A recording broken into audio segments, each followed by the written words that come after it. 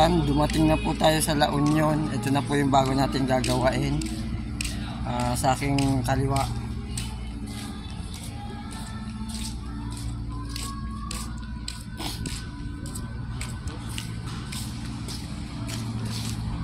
Ayan na po yung bago natin gagawain.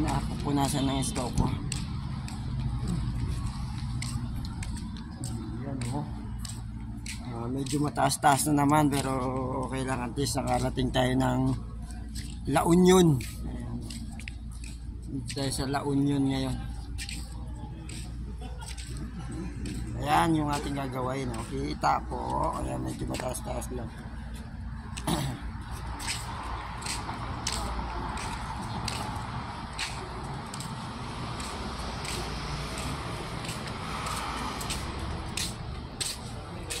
Yun o.